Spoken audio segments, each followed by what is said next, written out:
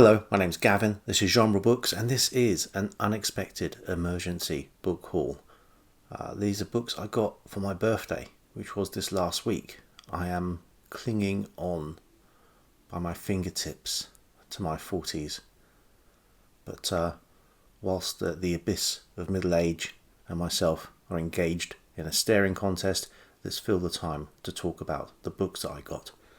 The first book is The Shaver Mystery Compendium, Volume number 7. I will be diving headlong into The Shaver Mystery during Rocket Summer this year.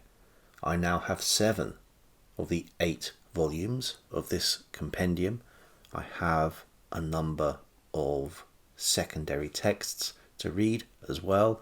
This is going to be not only part of Rocket Summer, but part of my Project Rabbit Hole. There are 4 stories here from the late 40s, early 50s, all of which were published in the pulps, and essays also by Richard Shaver from the late 40s to the early 1960s, where he expands upon his theories. Elder gods, Atlanteans, Deros, Teros, Titans, Romex, and Ext energy. So, plenty of lost civilization and arcane knowledge in a hollow earth setting.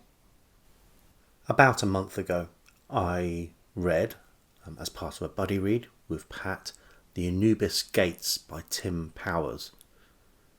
This was a time travel novel, and whilst mostly enjoyable, I think we were both left a little bit flat by some of the writing. But it did get us talking about other time travel novels, and I mentioned To Say Nothing of the Dog by Connie Willis.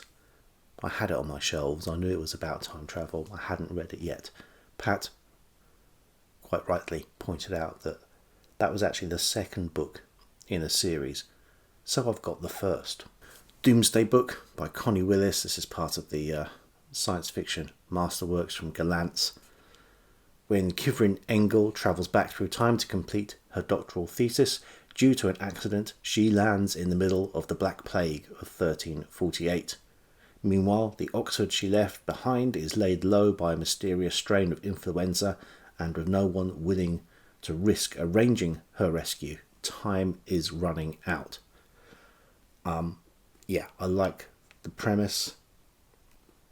It's a nice chunky book to get my teeth into, and I'll look forward to reading this. A book I've been wanting to read for some time. I've always been on the hunt for it. I've never been able to find a second-hand copy, but it is in the Gollancz Masterworks, and that is Murray Constantine's Swastika Night. Now, Murray Constantine was a pseudonym for Catherine Burdekin.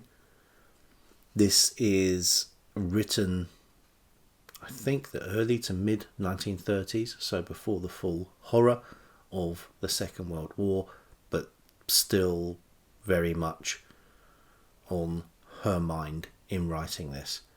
700 years after Nazism achieved power, Hitler is worshipped as a god. The fascist Germans and Japanese struggle to maintain their populations. An Englishman named Alfred is on a German pilgrimage. According to official history, Hitler is a tall, blonde god who personally won the war. Alfred is astounded when shown a photograph of Hitler before a crowd. He is shocked that Hitler was a small man with dark hair and a paunch, and Alfred's discovery may mean his death. I know very little more than the blurb about what's in this book, but I've heard it's very good. So part of a project I've got hopefully running next year. Another book as part of the same project is Severance by Ling Ma. Now, this is not the TV show basis, but it is still an office-based end of times novel. Candice Chen is devoted to routine. Her work, watching movies with her boyfriend, avoiding thoughts of her recently deceased Chinese immigrant parents, so she barely notices when a plague of biblical proportions sweeps the world. With a small group of survivors, she hopes to start society anew, but Candace is carrying a secret should she escape from her rescuers. A send-up and take-down of the rituals, routines and missed opportunities of contemporary life, Severance is a moving family story, a sharp satire and a heartfelt tribute to the connections that drive us to do more than survive.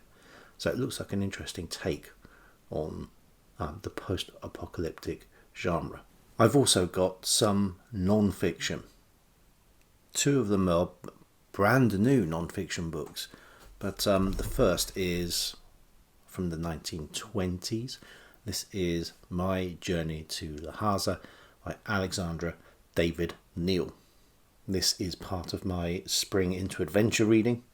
Alexandra David Neal looks like a very interesting character, and this is her adventures in Tibet, the Tibet of the 1920s. The New York Times review on the front cover says it involves us intensely in a world that no longer exists, that of free Tibet, fervent and admirably unsentimental.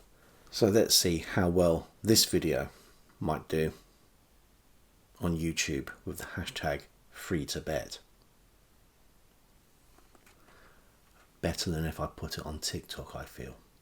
At the end of last year, I read a book on Jacob Fugger, the richest man who ever lived.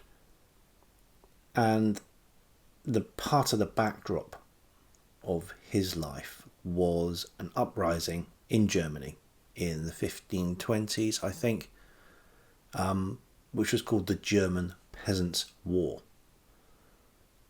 Now, in this country, some people are familiar with the Peasants' Revolt from the 14th century, and we're familiar with the French Revolution in the 18th. There's also something about some country on the other side of the Atlantic that also gained independence, but we don't talk about that. But we definitely don't talk about the German Peasants' Revolt. This book should help me find out more. Summer of Fire and Blood by Lyndall Roper.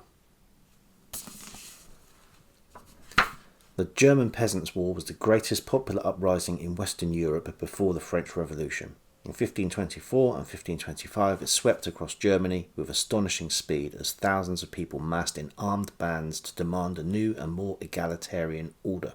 The peasants took control of vast areas of southern and middle Germany, torching and plundering the monasteries, convents and castles that stood in their way, but they would prove no match for the forces of the lords, who put down the revolt by slaying somewhere between 70 and 100,000 peasants in just over 2 months. Odd that it doesn't get spoken about more. Glad that someone's written a book about it. Happy to read it. And finally, something which continues to interest me, the history of world trade, and a book by Roger Crowley.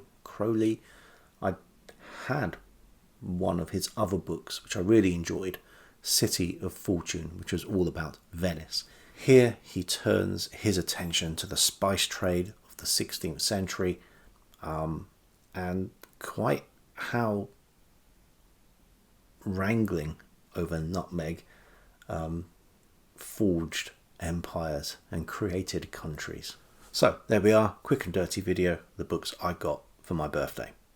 Normal service resuming soon. Until next time, bye.